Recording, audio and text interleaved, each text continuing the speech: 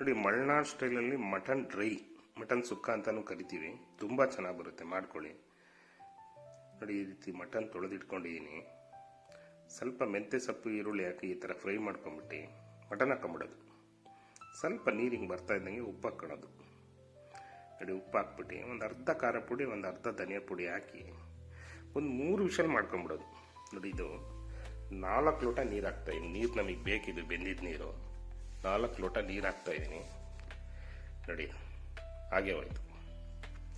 ಇದಕ್ಕೆ ನೋಡಿ, ಮಟನ್ನು ಸಪ್ರೇಟಾಗಿ ತೆಕ್ಕೊತಾ ಇದ್ದೀನಿ, ಫುಲ್ ಡ್ರೈ.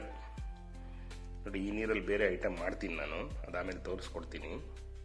ನೋಡಿ, ಇದಕ್ಕೆ 2 ಸ್ಪೂನು ಶುಂಠಿ ಬೆಳ್ಳುಳ್ಳಿ ಪೇಸ್ಟ್, 1/4 ಸ್ಪೂನ್ ಖಾರ ಪುಡಿ, 1/4 ಸ್ಪೂನ್ ಧನಿಯಾ ಪುಡಿ, ಅರ್ಧ ಗರಂ ಮಸಾಲೆ ಚೆನ್ನಾಗಿ ಕಲಸಿಟ್ಕೊಂಡ್ಬಿಡ್ಬೇಕು.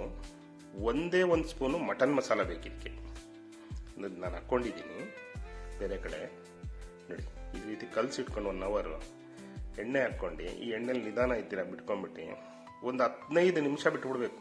ಫುಲ್ಲು ಡ್ರೈ ಆಗಿಬಿಡುತ್ತೆ. ನೋಡಿ, ಸ್ವಲ್ಪ ನೀರು ಬೇಕೆ, ಸ್ವಲ್ಪ ಒಂದು ಅರ್ಧ ಟಮಾಟೆ ಹಾಕ್ಕೊಂಬಿಟ್ಟು. ನೋಡಿ, ಡ್ರೈ ಆಗೇ ಹೋಯ್ತು. 15 ನಿಮಿಷ ಆಯಿತು. 2 ಸ್ಪೂನ್ ಸೋಯಾ ಸಾಸ್. ನೋಡಿ, ಈ ಕಡೆ ಒಗ್ಗರಣೆಗೆ 1 ಸ್ಪೂನ್ ತುಪ್ಪ ಹಾಕ್ಕೊಂಡು ಈರುಳ್ಳಿ ಅರ್ಧ ಫ್ರೈ ಮಾಡ್ಕೊಂಡು ಒಂದು ಅರ್ಧ ಪೆಪ್ಪರ್ ಹಾಕ್ಕೊಂಡು ಈ ಥರ ನೋಡಿ, ಹಾಗೆ ಹೋಯ್ತು. ಸೂಪರಾಗಿ ಆಗುತ್ತೆ. ಯಾವ ಸಾರಿಗೆ ಬೇಕಾದ್ರೆ ಇದಾಗುತ್ತೆ. ಸ್ವಲ್ಪ ಕೊತ್ತಂಬರಿ ಸೊಪ್ಪು ಹಾಕ್ಕೊಂಡು ಲಿಂಬೆಹಣ್ಣು ಹಾಕ್ಕೊಂಡ್ಬಿಟ್ರೆ ನೋಡಿ, ರೆಡಿ. ಸೂಪರಾಗಿ ಆಗುತ್ತೆ.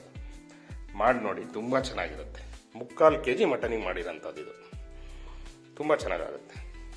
ಒಂದು ಸಲ ಟ್ರೈ ಮಾಡಿ ನೋಡಿ, ಸೂಪರಾಗಿ ಆಗುತ್ತೆ.